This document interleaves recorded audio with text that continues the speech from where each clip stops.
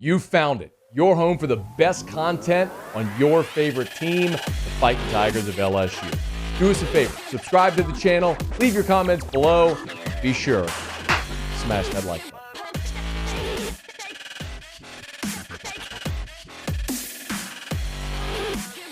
Of course, this week, one of the big pieces of news was Jaden Daniels signing with LSU, transfer quarterback from Arizona State.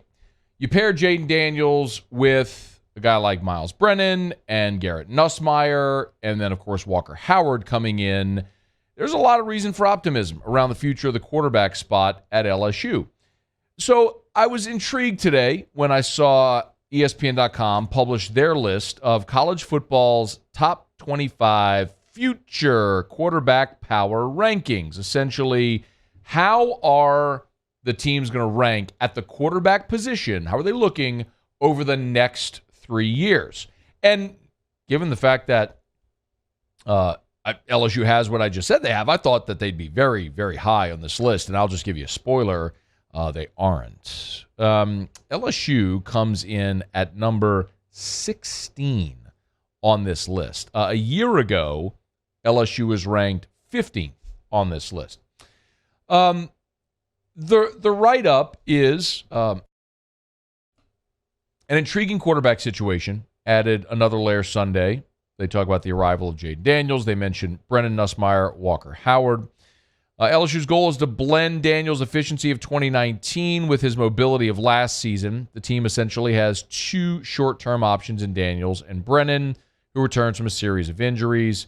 They talk about Daniels adding buzz, but LSU should look beyond that with Nussmeier and Howard, and will they stick around? They point out that Brian Kelly's management of the quarterback room, along with Mike Denbrock and Joe Sloan, the quarterback's coach, will shape if LSU gets the most out of this group. Okay.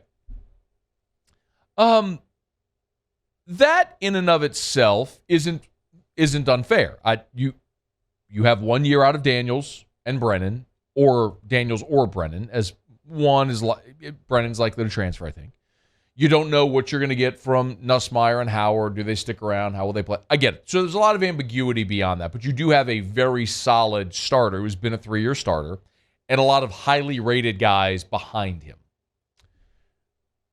They have Ohio State number 1 on the list, followed by USC, and then Alabama, number 3. And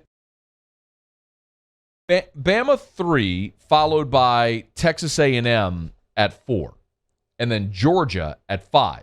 So back-to-back-to-back SEC schools. I just sort of glossed over Southern Cal, but I would like to point out that both of the recent starters from Southern Cal have transferred out. They have no incumbent, and this is basically nothing more than a hat tip to Lincoln Riley. That's it. It's basically you have Lincoln Riley coming in, despite the fact that you have no quarterbacks there that have played any meaningful snaps. USC is the second best quarterback situation over the next 3 years, basically because of Lincoln Riley, and that's it. Alabama returns Bryce Young. It's hard to argue against that. The guy was sensational. He won a Heisman. Texas A&M at 4 is nothing but respect for Jimbo Fisher. And I, as you all know, am probably higher on Jimbo than most of you, just because I saw him turn guys like E.J. Manuel and Christian Ponder into first-round draft picks.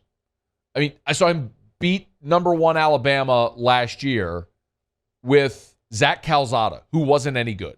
Lost his starting quarterback to injury, plugs in Calzada, and he was not any good, and they still managed to have a pretty good season. I think Jimbo's a great quarterback coach. In Georgia, you obviously return Stetson Bennett, who, led you to a national championship, and then you've recruited well back there with Brock Vandegrift and Carson Beck, Gunnar Stockton. You got some 5 stars behind it. So I get Georgia being high on that list. Y'all, the rest, between those 3 and LSU, I just don't get it. Miami, Oklahoma. You lost Caleb Williams and Spencer Rattler, and you got a totally new staff coming in. Why is Oklahoma 7th on this list? Texas at 8, no incumbent there either. NC State at 9. I mean, are we really trying to pump up Devin Leary? Michigan at 10. You got Cade McNamara back. But what after that? What have they really produced in Harbaugh's time? Penn State does return Sean Clifford, but they stunk last year. They've got Mississippi State at 12. Mississippi State at 12 with Will Rogers under center. Mississippi State 4 spots ahead of LSU. I mean, that is nothing but a hat tip to Mike Leach. And I guess the point I'm getting at, UCLA, Utah, Michigan State, and then LSU at 16.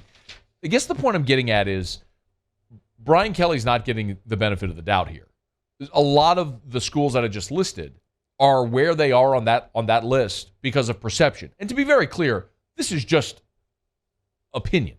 There isn't objective fact in here, but it does go to show what the perception is of Brian Kelly, his ability to recruit, develop quarterbacks. And if we're being completely candid here, look at some of the quarterbacks he had at Notre Dame and where their recruiting ranking was.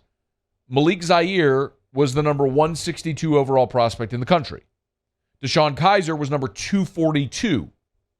Ian Book was a 3-star who ranked 517th in the country in the 247 composite. So he didn't really land that 5-star blue chip prospect other than, oddly enough, Gunnar Kiel. He who haven't the chest necessary to compete, who then left and transferred to Cincinnati. So I can look at it and say, okay, there's Brian Kelly's challenge.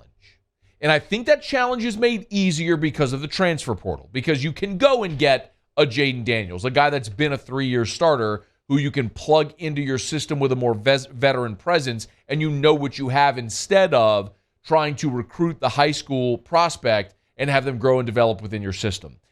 That's always going to be, I think, a necessity, but you can supplement in the portal if you're not winning there. Joe Burrow will be the forever example here. We understand that. But look at those most successful quarterbacks that LSU has had here of late. I mean, if it were Joe Burrow as a transfer player coming in, I mean, how often do we talk about Danny Etling? Zach Mettenberger was a transfer player. I'm okay going that route. It's just the nature of it. Would you love to sign the 5-star? Would you love for Walker Howard to come in here, be a 3-year starter, and win a Heisman? Absolutely. And I hope that happens.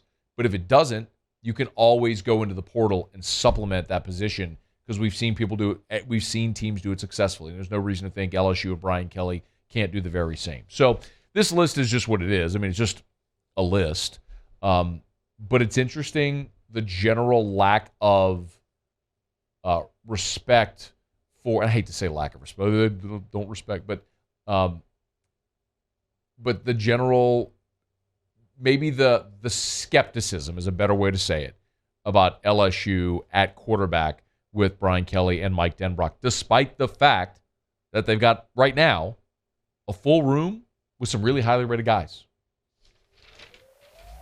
It's going to be a fun spring. Hey, thanks so much for watching. Please leave your comments. I love to interact. And be sure to hit the red subscribe button below.